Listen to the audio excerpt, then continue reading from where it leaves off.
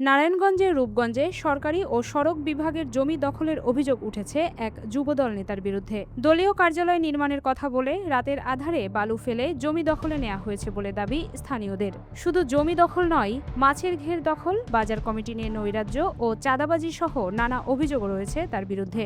তবে অভিযুক্তদের দাবি, দল ক্ষমতায় থাকায় সরকারি জমিতে ক্লাব করার জন্যই তিনি জায়গাটি নিয়েছেন এবং বিষয়টি স্থানীয় প্রশাসনকে জানিয়েই করেছেন। পূর্বাচল থেকে জলসিঁড়ি হয়ে মাদানী অ্যাভিনিউ গুরুত্বপূর্ণ এই সড়কের বাড়িয়াছড়ি মৌজার RS 46 ও 47 নম্বর দাগের জমি নিয়ে তৈরি হয়েছে নতুন এই বিতর্ক। অভিযোগ, এই দাগের ওপর থাকা সড়ক ও জনপদ বিভাগের অধিগ্রহণকৃত জমির একটি অংশ রাতের আধারে বালু ফেলে দখলে নেওয়া হয়েছে। আর এই দখলের নেপথ্যে রয়েছেন রূপগঞ্জ ইউনিয়ন যুবদল নেতা বাতেন পারভেজ ও তার সহযোগীরা। হালন আছে, এরপরে আবার কর্তৃক সম্পত্তি, কিনা সম্পত্তি ওরা জোরপূর্বক দখল করবে। বিএনপি নেতা বাতেন পারবে উত্তর সাইডে আমাদের কর্তৃক সম্পত্তি, ওই সম্পত্তির উপর বালু খালায়া দখল করিয়া এটা দখল নিতেছে। এদিনকে ফেসবুকে দেখলাম বাইরের টেয়ার যুব সমাজ, হঠাৎ করে যুব সমাজ পরে শাইনুর আমি গেলাম, কিরে শাইনুর ওরা কি সাইনবোর্ড মাইনবোর্ড করে জোর করে আইছে, সাইনবোর্ড মারতো আমার মাছ মেরে লাইছে, এটা লেগে আমি মামলা করছি। ওরা মাছ মাইরা আমার এই পদের দখল করণের চিন্তা ভাবনা করতেছে। আমরা বিগত 17 বছর এই নির্যাতিত হইয়া এই পর্যন্ত চলেছি খুব কষ্ট করিয়া। চলার পরে একটা মাছের খামার করছি। আমি যুব দলের 1 নম্বরের সহসভাপতি। বাইরেটার বাদ না অফার দিছে ঈদের আগে মাছ মেরে আমার কথা, ঈদের পর আর মাছ ছেড়ে দিব। তো সেই দিন এই পাড়ার পড়া লই যে এই লাল নিশান গাড়ি থেকে গেছে।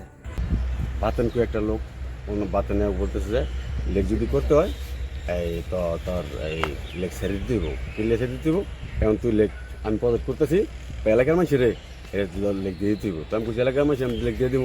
তো যদি হেরা আমার লগে মিলে করে তা আমি তো হেরে লগে লইলুম, আমার কাছে মাছ চাইবি নিতে পারে আমার মাছ চাইবি, তখন মাছ চাইবে না আমি তো পদের আমি করেন ওই পাশে। তো আমি যদি এলাকার লোক লইলন তো আপনি কিছু আমার দিন কিছু।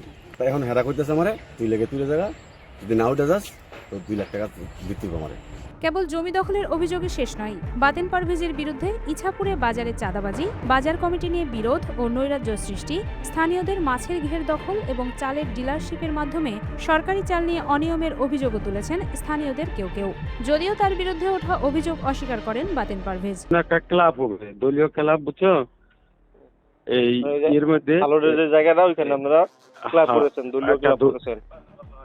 একটা মানে দলীয় মানে আমরা চিন্তা ভাবনা করছি একটা দলীয় যারা অঙ্গ সংগঠনের একটা হইব আর কি, ক্লাব না এটা ইয়ের লগে এই যে কথা বলছি,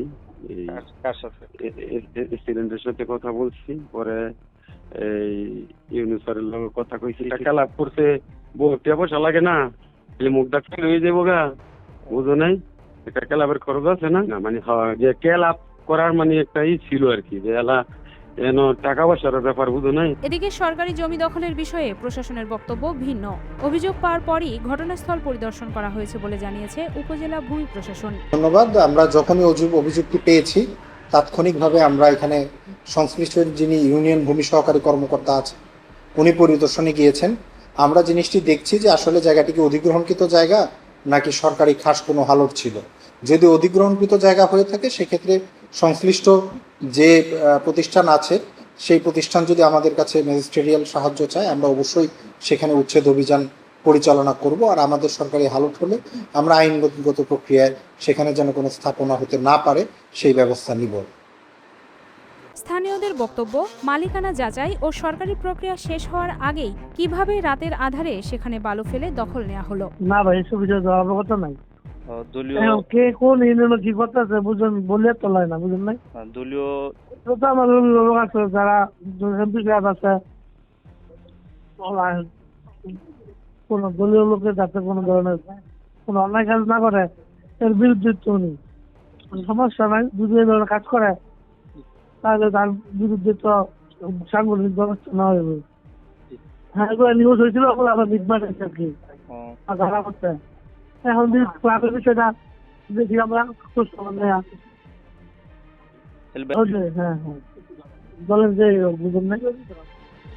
সরকারি জমি দখল নাকি এর পেছনে রয়েছে অন্য কোনো রহস্য? এই প্রশ্নের উত্তর মিলবে প্রশাসনের নিরপেক্ষ তদন্তের মাধ্যমে। স্থানীয়রা এখন তাকিয়ে আছেন সংশ্লিষ্ট প্রশাসনের দিকে।